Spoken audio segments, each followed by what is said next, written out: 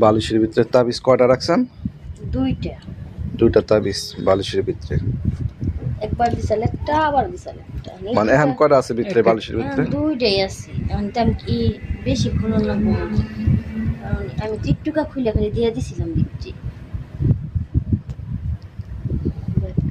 কাগজের ভিতরে দিছাল তো, কাগজের ভিতরে শুধু দেখে দিয়ে আচ্ছা। দিছি।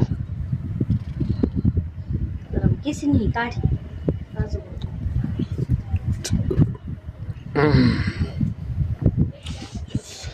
এই তাবিজের প্রতি কখনো বিশ্বাস করবেন না, ঠিক আছে? আমরা তাবিজে কিচ্ছু করতে পারবে না। এই তাবিজটা আপনি একটু খুইলা দেখলে একটু ভালো হইতো। একটা বালিশ হতো না? হ্যাঁ এটাই। আব্বা উষা বালিশ পরে তো, মানে যার কারণে আব্বার বালিশটাই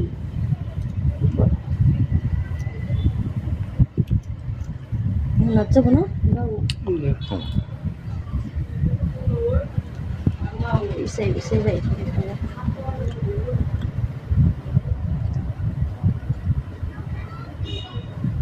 খুব ভিতরে রাখছেন না মাঝখানে? তো দিছি অনেক দিন হেরা দাঁড়াও। কতদিন হয়েছে? তাও একবার দিছিলাম প্রায় 6 মাস ও। ওরে বাবা। আবার দিছি তাও মনে হয় যে 1 মাসের উপরে। কমে গেছে বা কমে গেছে। কিছু আছে তাবিজ দিয়ে কবিরাজি করে, আসলে তাবিজের কোনো মূল্য নাই। একটা জিনিস মনে রাখবেন, কোরআন শরীফ যদি আপনি ঘরের মধ্যে রাখেন কোনো সব হবে? সব হবে না। যদি পড়ুন তাহলে সব হবে। আর এই তাবিজটা উনি যেভাবে দিছে কোনো লাভ কিছু হবে না, এটা ভুল ধারণা। পানি না ডাললে আবার বেশি পরিশ্রম হবে না? ওই এই সাইডে দেখেন, দিছি কাগজ শুদ্ধ দিছি, পাই নাকি আবার উদা হয়ে গেল গা। তাবিজ কখনো তো হবে আছে ভিতরেই।